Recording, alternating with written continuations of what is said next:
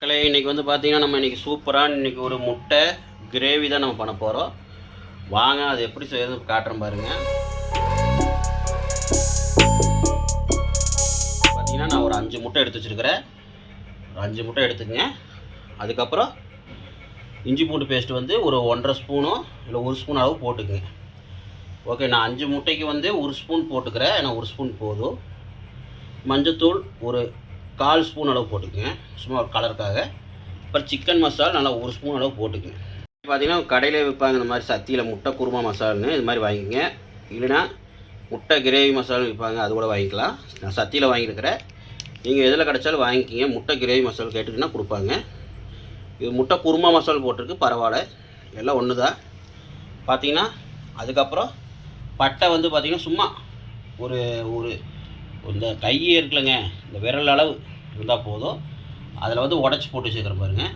அதுக்கப்புறம் ஒரு 3-4 கிராம்பு சின்னதாக எடுத்துக்கங்க. சும்மா அந்த வாசத்துக்காக தான், வேறு ரொம்ப பார்த்திங்கன்னா ரொம்ப போட்டிங்கன்னா உங்களுக்கு அந்த பார்த்திங்கன்னா அந்த பட்டை கிராம்பு வாசம் தான் அடிக்கும். அப்புறம் குழம்பு நல்லா இருக்காது, சாப்பிடும்போது அந்த வாசம் அடிக்க ஆரம்பிச்சிடும். சும்மா அந்த லைட்டாக அந்த மணத்துக்காக நம்ம சும்மா ஒரு கை பிஞ்சு அளவுக்கு ஒரு பட்டையை வந்து உடச்சி போட்டு வச்சுக்கிற பாருங்க. ஒரு 4 கிராம்பு, அப்புறம் பெரிய வெங்காயம் 2 நீளமாக அரிஞ்சு வச்சுக்கோங்க மக்களே. அதுக்கப்புறம் தக்காளி வந்து பார்த்திங்கன்னா ஒரு 2 தக்காளி நல்லா பொடியாக அரிஞ்சு வச்சுக்கோங்க. அப்புறம் கொத்தமல்லி ஒரு சும்மா த்ரூண்டு கொத்தமல்லி வந்து கொஞ்சமாக. அதுக்கப்புறம் கருவேப்பிலை ஒரு கொத்தோ 2 கொத்தோ எடுத்து வச்சுக்கோங்க. எண்ணெய் வந்து தேவையான அளவு நான் சொல்கிறேன் பாருங்கள். ஒரு 50 ml விடலாம். பார்த்திங்கன்னா எண்ணெய் வந்து ஒரு 50 ml வேணும். முட்டை ஒரு 5. ஓகே, இதுதான் இன்றைக்கி. மஞ்சத்தூள் தேவையான அளவு சொன்ன மாதிரி தான். ஓகே, இப்போ வாங்க செய்ய ஆரம்பிக்கலாமா மக்களே. பார்த்தீங்கன்னா இந்த மாதிரி ஒரு வடசட்டி வச்சு நம்ம ஸ்டவ் பற்ற வச்சுக்கலாம் பாருங்கள் மக்களே. இந்த வடசட்டி நல்லா காயிட்டோம். காய்ஞ்சதுக்கப்புறம் நம்ம எண்ணெய் ஊற்றிக்கலாம் மக்களே. வடசட்டி நல்லா காய்ஞ்சிருச்சு. இப்போ ஒரு 50 ml எண்ணெய் ஊற்றிக்கலாம் மக்களே. எண்ணெய் நல்லா காய்ஞ்சதுக்கப்புறம் நம்ம வெங்காயத்தை போட்டுக்கலாம் மக்களே. பார்த்தீங்கன்னா இப்போ நல்லா வந்து எண்ணெய் காய்ஞ்சிருச்சு. நம்ம இந்த வெங்காயத்தை இருக்குல்லங்க, பெரிய வெங்காயம், அதை போட்டுக்கலாம்.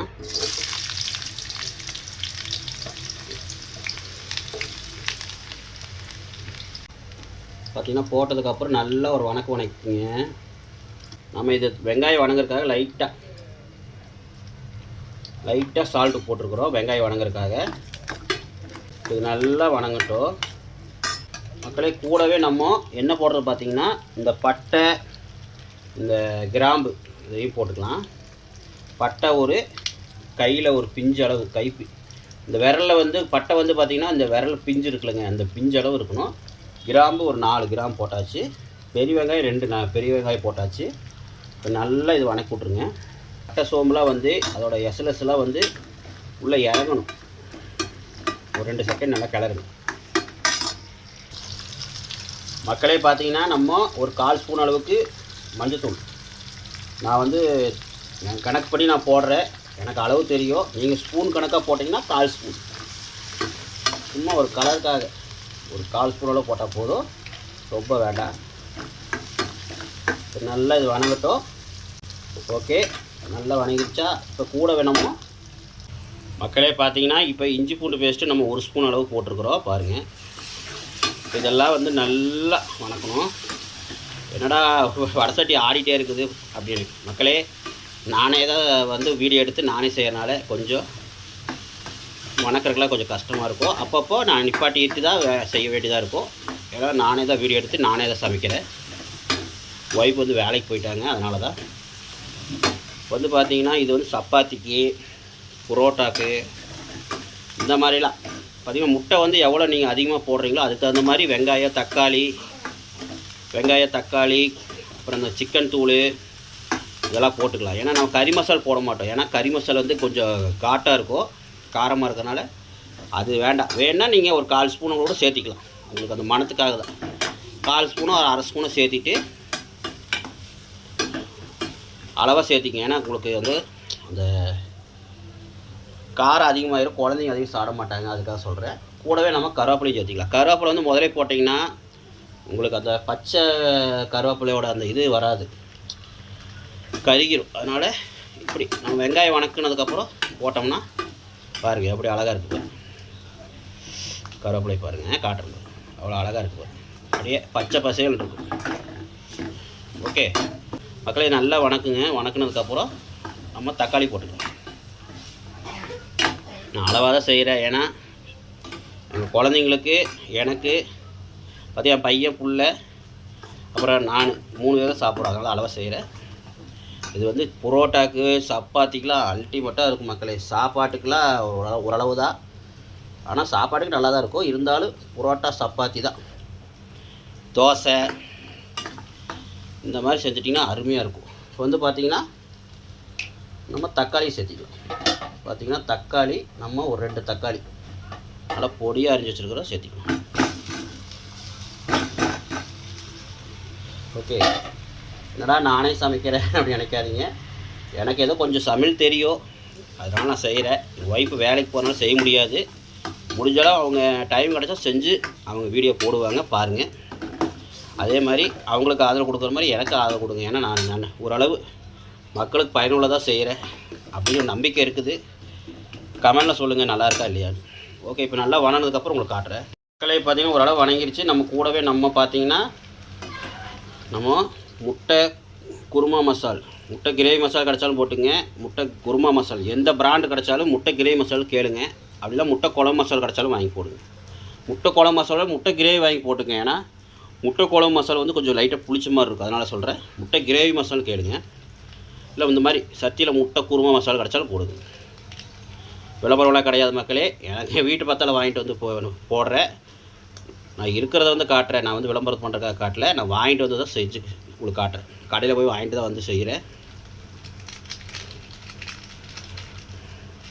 சும்மா 1 ஸ்பூன் அளவு போட்டுக்குங்க. ரொம்ப வேண்டாம், ரொம்ப போட்டால் காரமாயிரும். கூடவே நம்ம சிக்கன் தூளையும் போட்டுக்கலாம்.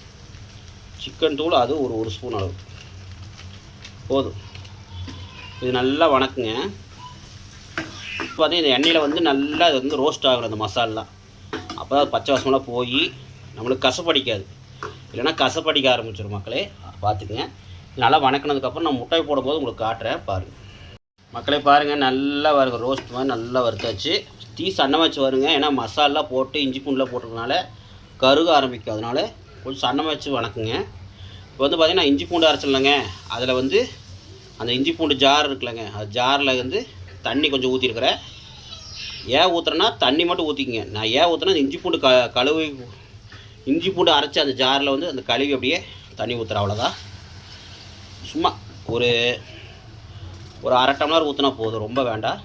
நம்ம செய்கிறது கிரேவி, குழம்பு கிடையாது. 1/2 டம்ளரோ இல்லை 3/4 டம்ளரோ ஊற்றிங்க. ஏன்னா உங்களுக்கு வற்றும் போது 1/2 டம்ளர் கணக்கு வந்துடும்.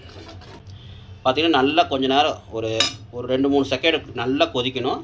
கொதிச்சதுக்கப்புறம் நம்ம முட்டையை போட்டு ஒரு கிளறி அது ஒரு 2 செகண்ட் வணங்கினதுக்கப்புறம் அது ஒரு 2 செகண்ட் முட்டை வந்து பார்த்திங்கன்னா ஒரு 2 செகண்டுக்கு வெந்ததுக்கப்புறம் இந்த மசாலா போட்டு நல்லா ஊறினதுக்கப்புறம் நம்ம ஒரு பேட்டை அப்படியே அரைக்கிடலாம். இது பாருங்கள் எவ்வளோ அருமையாக இருக்குது பாருங்கள். இதுதான் இது வந்து பார்த்திங்கன்னா செட்டிநாடு ஸ்டைல் மக்களே. பாருங்கள், முட்டை செட்டிநாடு முட்டை கிரேவி செஞ்சு சாப்பிட்டு பார்த்துட்டு சொல்லுங்கள். ஓகே, இப்போ நல்லா கொதிக்கிட்டோம். கொதிச்சா முட்டையை போட்டுக்கலாம் மக்களே. பார்த்தீங்கன்னா நல்லா இப்போ கொதிக்குது பாருங்கள். நல்லா அந்த கொதித்து அப்படியே இந்த தண்ணியில் வற்றி உங்களுக்கு அந்த கிரேவி மாதிரி வரணும். வந்துச்சுன்னா ரெடி. கூடவே நம்ம முட்டையை போட்டுக்கலாம். முட்டையை வந்து பார்த்திங்கன்னா இந்த நல்லா அந்த கத்தி கீது இருந்ததுன்னா நல்லா குத்தி விட்ருங்க. முட்டையை சுற்றி குத்தி விட்ருங்க. பாருங்க, பார்த்தீங்களா? இந்த மாதிரி எல்லா முட்டையிலுமே பார்த்தீங்களா இந்த மாதிரி குத்தி விட்டிங்கன்னா அந்த மசாலு அப்படியே உள்ளே இறங்கிடும். இப்போ இந்த முட்டையெல்லாம் உள்ளே போட்டுக்கலாம். முட்டையை உள்ளே போட்டு அப்படியே ஒரு பேட், அவ்வளோதான். போட்டதுக்கப்புறம் ஒரு 2 செகண்ட் நல்லா ட்ரை ஆனதுக்கப்புறம் நம்மளுக்கு சூப்பரான ஒரு முட்டை கிரேவி, செட்டிநாடு ஸ்டைல் முட்டை கிரேவி ரெடி ஆயிரும். மசாலா இருக்குல்லங்க, அப்படி தூக்கி மேலே அப்படி போட்டுருங்க. அப்படி உள்ளே இறங்கும். முழுசாக வேக போட்டிங்கன்னா தான் டேஸ்ட் கிடைக்கும், நல்லாயிருக்கும். நீங்கள் உடச்சி ஊற்றிடாதீங்க. உடச்சி ஊற்றிங்கன்னா அது குழம்புக்கு தான் நல்லாயிருக்கும். ஓகே, இப்போ நல்லா வந்து ட்ரை ஆனதுக்கப்புறம் நம்ம எடுத்துக்கலாம். ஃபைனல் நம்ம கொத்தமல்லி போட்டுக்கலாம். கொத்தமல்லி வந்து லைட்டாக தூவி விட்டோம்னா நம்மளுக்கு செட்டிநாடு ஸ்டைல் முட்டை கிரேவி ரெடி. பாருங்கள் எப்படின்னு. ஓகே மக்களே, இது வந்து நல்லா கொஞ்ச நேரம் ஒரு செகண்டு 2 செகண்டு நல்லா ட்ரை ஆகட்டும். அப்புறம் எடுத்ததுக்கப்புறம் நம்ம சாப்பாட்டில் சாப்பிட்டு காட்டுறோம் பாருங்கள் எப்படி இருக்குன்னு. குழந்தைங்க சாப்பிடுவாங்க, சாப்பிட்டு உங்களுக்கு எப்படின்னு காட்டுவாங்க பாருங்கள். மக்களே பார்த்தீங்கன்னா நம்மளுக்கு சூப்பரான ஒரு செட்டிநாடு ஸ்டைல் முட்டை கிரேவி பாருங்கள், அவ்வளோ அழகாக இருக்குது பாருங்கள். எல்லா முட்டையும் சரி, இந்த ஒரு முட்டை மட்டும் கொஞ்சம் உரிக்கும்போது நாய் கொதற மாதிரி கொதறிட்டோம். ஏன்னா இது எங்கள் பாப்பா தான் உரிச்சுது பாருங்கள். மணமணக்கும் செட்டிநாடு ஸ்டைல் முட்டை கிரேவி இந்த மாதிரி செஞ்சு சாப்பிட்டு பாருங்கள், சூப்பராக இருக்கும். காரம் இருக்காது அதிகமாக. வேணால் உங்களுக்கு காரம் வேணால் மிளகு கூட தூவி விட்டுக்குங்க கடைசியாக. நான் மிளகுலாம் தூவலை, ஏன்னா குழந்தைங்க வந்து காரம் விரும்ப மாட்டாங்க, அதனால் சேர்த்தலை. நீங்கள் வெங்காயம் வணக்கும்போது 2 குடமிளகாவோ சேர்த்திட்டிங்கன்னா நல்லாயிருக்கும். எங்கள்கிட்ட குடமிளகா எல்லாரும் சேர்த்தலை, ஒரு 2 குடமிளகா போட்டு தாளிச்சிங்க. ஓகே வாங்க, நம்ம கொஞ்சம் சாப்பாடு போட்டிருக்கோம், அதில் லைட்டாக பார்த்திங்க ஒரு முட்டையோடு வச்சு லைட்டாக குழம்பு ஊற்றி அப்படியே ஸ்டார்ட் பார்க்கலாம். இது வந்து சாப்பாட்டு கூட அவ்வளோவா நல்லா இருக்காது. சப்பாத்திக்கு இந்த மாதிரி நீங்கள் செஞ்சிங்கன்னா, சப்பாத்தியாக இருக்கட்டும், பூரியாக இருக்கட்டும், தோசையாக இருக்கட்டும், இந்த மாதிரி செஞ்சு சாப்பிட்டு பாருங்கள். ஆஹா, பார்க்குறக்கே அருமையாக இருக்குல்ல பாருங்கள், அப்படியே ஜம்முன்னு இருக்குது. வாங்க சாப்பிட்டு பார்த்தலாமா?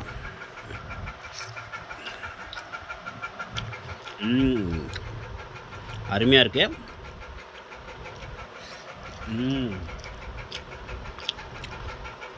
செம்மையாக இருக்குது மக்களே. வாங்க இந்த முட்டையோட கொஞ்சம் சாப்பிட்டு பார்க்கலாம். முட்டை கொஞ்சம் வச்சு சாப்பிட்டு பார்க்கலாமா?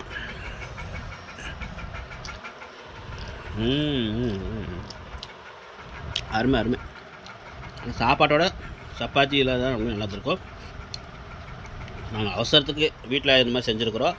ஏன்னா என்ன குழம்பு செய்யணும்னு கன்ஃபியூஷனாக இருக்குது. அதனால தான் நாங்கள் வந்து பார்த்திங்கன்னா இந்த மாதிரி ஒரு டக்குன்னு செஞ்சு வச்சுருக்கிறேன் குழந்தைங்களுக்காக. நீங்களும் ஒரு உரம்பரை வந்தாலும் யார் வந்தாலும் இந்த மாதிரி யார் உரம்பரை ஆரம் வந்தாலும் இந்த மாதிரி செஞ்சு கொடுங்க. மீண்டும் ஒரு நல்ல வீடியோ சந்திக்கலாம். மறக்காமல் நம்ம சேனலுக்கு சப்ஸ்கிரைப் பண்ணி லைக் பண்ணி பெல் பட்டனை தட்டி விட்ருங்க. பாய்.